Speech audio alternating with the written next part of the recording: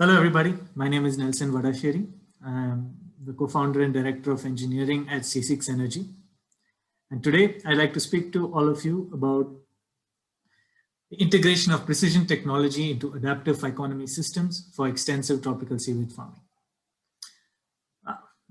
It is a long topic, but I think it captures the essence of what I'd like to speak to you about today. And to get into that, I thought, hey, let's have a look at the mind of a seaweed farmer today. Today, seaweed farming is literally at the mercy of the elements.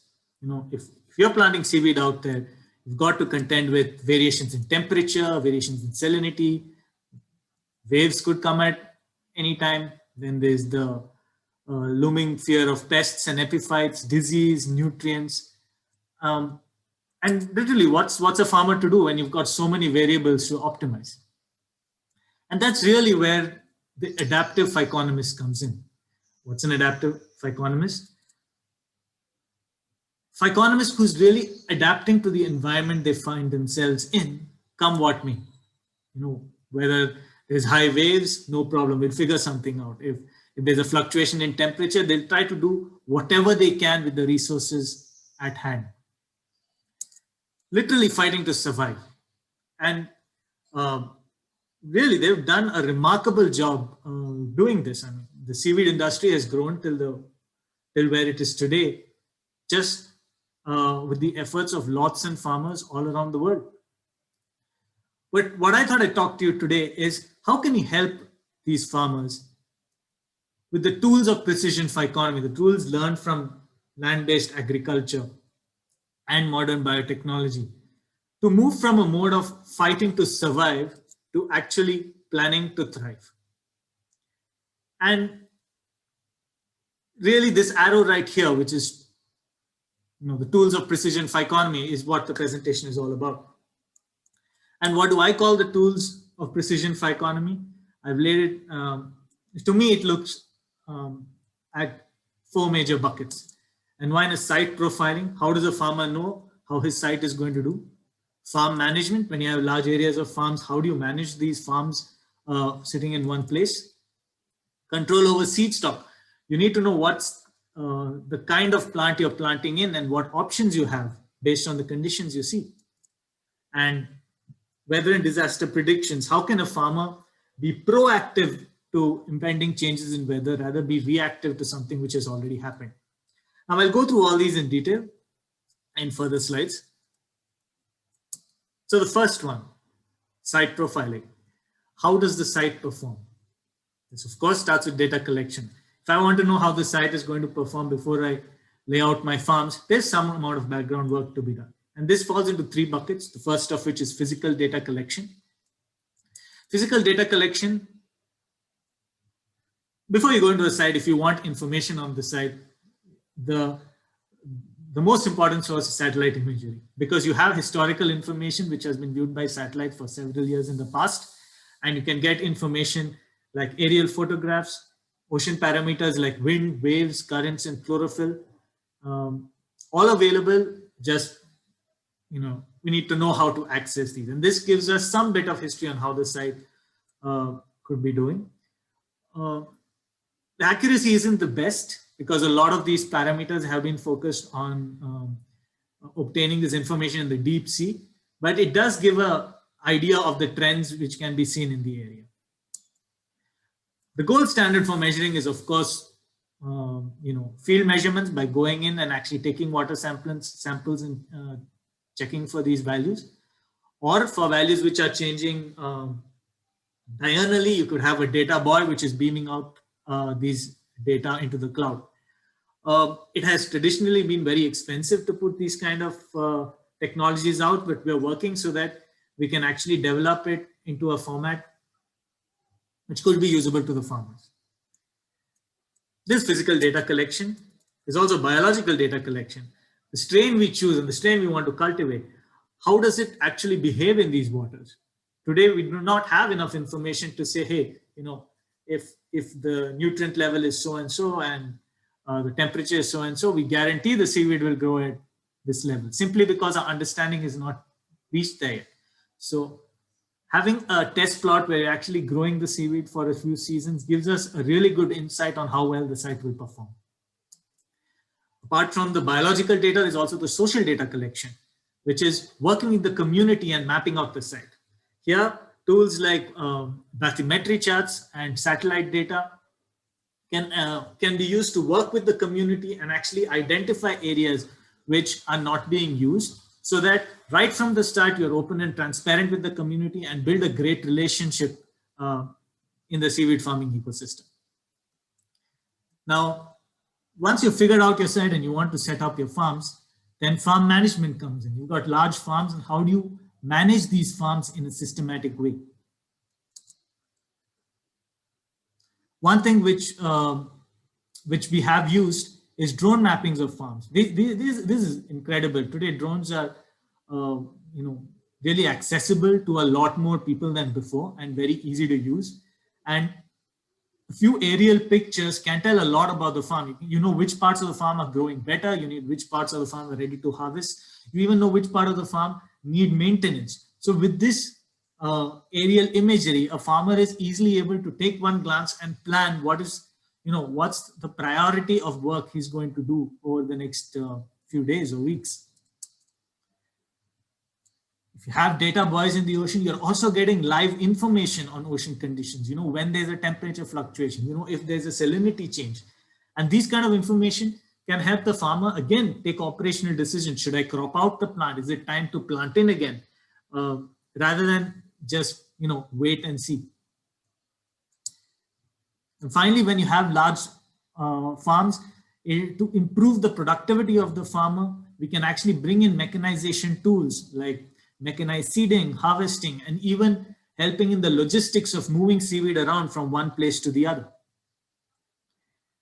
And when we're really talking about information gathering, all this information, since it could be streamed to the cloud, could potentially be available on a dashboard on his mobile phone to actually take fully informed decisions. But it's not just about adding new gadgets and gizmos into seaweed farming. There's even the more basic aspects of farm management. Like, how do you tend to your crop with the best practices so that we get the best yields? Now, it's not just about putting the seaweed and forgetting about it. There's a lot of things which go in between. Like, there could be garbage which is washing out the seaweed which you need to clean up, or maybe there's accumulation of mud or epiphytes which the seaweed may need a light shake. Knowing all of this and planning towards it can actually work towards good yield. Apart from this, there's also farming practices which could be brought in from land-based agriculture, like crop rotation. You know that crop rotation has wonderful results on land, but bringing it into the seaweed world, knowing the right strain and right species to do crop rotation for, can actually significantly offset monoculture risk. So these kind of practices can really help. But it's not just crop rotation. There are a lot of practices in land agriculture which could be brought to seaweed farming. And all of these need a lot of research. Like, for example, the crop could be left fallow so that the ocean could be allowed to regenerate. Not just this, you could even have intercropping, which could improve crop yields. But by plugging into the farmer with the latest best practices, not only is the farmer able to implement them on his field, he's also able to give good feedback to say, hey, whether the system actually works or not. And the next one is really control over good quality seed stock. Now, why is that? In agriculture around the world, the quality of the seed directly impacts the amount of yield and the quality of yield you get. But today, a seaweed farmer is simply limited to the kind of seed which is available in a neighboring farm, which is doing well. He doesn't have a choice of seed to choose from to actually plant when the season is growing well. So this brings into light the need for a seed bank.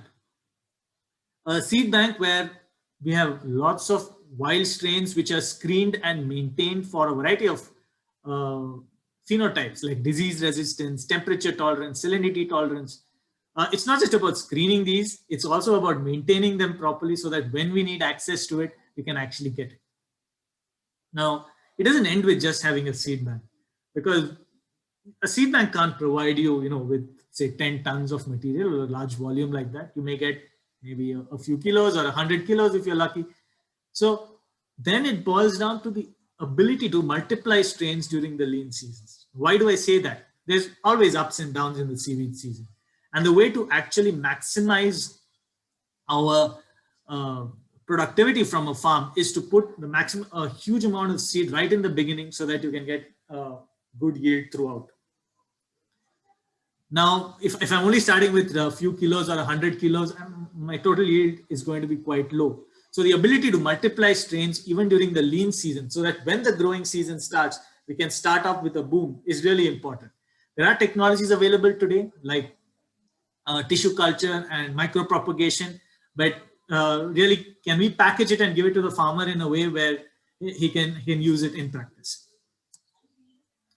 It's not just about finding wild strains. It's also about continuously selecting for better phenotypes while on the field. And there's a lot to be learned from land agriculture on this. You've got breeding, hybridization, mutagenesis, tissue culture, a lot of ways where we've got land crops to the way they are today. Can we bring in those same techniques into seaweeds? And that will play a huge role in taking the field forward. And it's not just about improving the seaweed itself. The seaweed doesn't grow in isolation. It grows in an environment, in a microbiome. And we've seen several studies which repeatedly show that there are good microbes and there are bad microbes. And in the presence of good microbes, you can actually see the seaweed flourish. But it's not just about a research paper. Can we convert these to products which a farmer can use to actually alter the microbiome around his crop so that we can get good yields? We see this in land agriculture, but it would be great if we could start bringing these practices into seaweed farming too. And the last tool, weather and disaster predictions. Now here is something which would really help seaweed farmers. A lot of seaweed farmers are reactive. When something happens, that's when you work towards fixing the problem. But can we help them out by giving them predictions on weather and disaster on, say an app on their phone?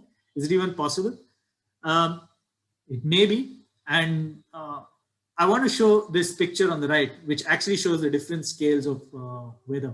So you've got the micro scale, and that's really of the order of, say a few tens of meters. And that's really where, when you're measuring data with a data buoy or taking a field sample, you're really measuring the parameters in the micro scale. Now the micro scale in turn is affected by the mesoscale. So mesoscale is over several kilometers. So that would be the size of a town, and these are phenomena like the daily changing of land breeze and sea breeze. And then there's the synoptic scale, which is on the level of continent. So that's like a hurricane or something, how that affects environments on the field. And finally, the global scale. And here we are talking about the La Nina and the El Nino, which can affect farms. So what we see is that there's a whole variety of factors which can finally affect the environment in the micro scale, right from the global scale, synoptic scale, all the way down. But we're measuring stuff on the micro scale. So as we keep measuring these, it may be possible that by continuously measuring and obtaining historical patterns, we could correlate these with the larger scale events and actually be able to inform farmers of what could happen to their field in the near to medium term future. And this would really allow farmers to take appropriate decisions on the field on, hey, how much seed should I be planting, or should I just leave the farm empty? Now, in this talk, I've already discovered several tools and talked about several tools and techniques which we could use for seaweed farming. But, how many of these are actually available and how many of these are simply pipe dreams? So to evaluate that, what I've shown on the screen right now is a feasibility matrix where we have on the horizontal axis, on the left side, it's really early stage concepts. And as we move towards the right, we're talking about something which is ready to deploy off the shelf. Similarly, on the vertical axis, we have right on the top stuff which is really expensive, and at the bottom, technology which is really affordable to farmers. So what we are looking at is try to bring as much technology to the bottom right green corner of the screen, which would make it available to all. So to give some examples, site mapping and surveys. Okay, that's easy. It's been done before. That's affordable and a very practical solution. Test plotting, putting out small volumes of seaweed and checking their growth. Again, very affordable, ready to deploy. But ocean weather predictions, predicting micro scale phenomena by correlating with large scale global phenomena. Now that's going to need a lot of research. It's nowhere close to a ready to deploy stage yet. Seaweed strain improvement, extremely necessary. We know it's been done on land, but how much has it been done on seaweeds? At least on tropical seaweeds, it's very little. Microbiome augmentation, we've seen a lot of research papers on this, but it's time to move it more from the concept stage into a ready to deploy stage. Satellite imaging map to seaweeds. Can we actually, we've seen some work where satellite images of farms have been looked at, where we can actually map nutrients in the sea to seaweed growth. But again, a lot of work needs to be done here. Seaweed seed material propagation. Now we've had a lot of reports about tissue culture and micropropagation. They exist, they've been well talked about, but can we bring them from expensive mode to a more affordable package for the farmer? That's the work right now. Drone mapping, that I would put in the affordable category because it's already being done and already can be looked at. Wild strain screening. Screening wild strains is easy, but maintaining the strains over an extended period of time so a farmer can access it at any point, that's certainly going to be a challenge, which makes it a bit on the expensive side. And low-cost data buoys. We've looked at that, and we're actually developing technologies which will allow simple IoT devices to be used on the farms and take some data so that the farmers can take decisions based on it. The easy ones are temperature, pH, and even in some cases maybe conductivity. But it gets harder when you're looking at things like nutrients. Nutrient measurement is a very expensive field right now. Now, if we want to improve seaweed farming, we've got all these tools to develop. And it's not just possible for one player to develop it by themselves. Today, if I look at it, the technologies which are in the bottom right quadrant are things which private players can take up and actually develop it to a very strong solution which can be provided to farmers. Meanwhile, everything which is on the left half of this, which is still in the concept stage, we really need support of the academia of researchers to look at these problems and start pushing them into the ready to deploy half, while technology which is on the top half of the segment, which is the more expensive side, here is where the government can really step in and fund research and also subsidize certain technologies. Like, for example, a strain library is a great example where the government can work with a private partnership and even a university so that a strain bank can be maintained, accessible to all farmers. So really the future of seaweed farming is collaboration between the government, the academia, and the industry. And it's great to see the TPCD form, and I hope this will be the start of something really great, because it's not just about growing lots and lots of seaweed. It's also about growing seaweed responsibly. When we talk about seaweed farming, we talk about growing billions and billions of tons. Yes, is there a potential? I'm very sure there is. There's a lot of potential of growing huge amounts of seaweed. But how do we do it in a way where we are actually working with the environment and bringing in the right practices and regulations so that seaweed farming can flourish? And a very important word is evidence-based. It's important that we look at real hard data and not just on hearsay. But I'm sure that with all these parties working together, we can really build a very strong and robust seaweed farming industry. So that's my presentation. Thank you all for listening in.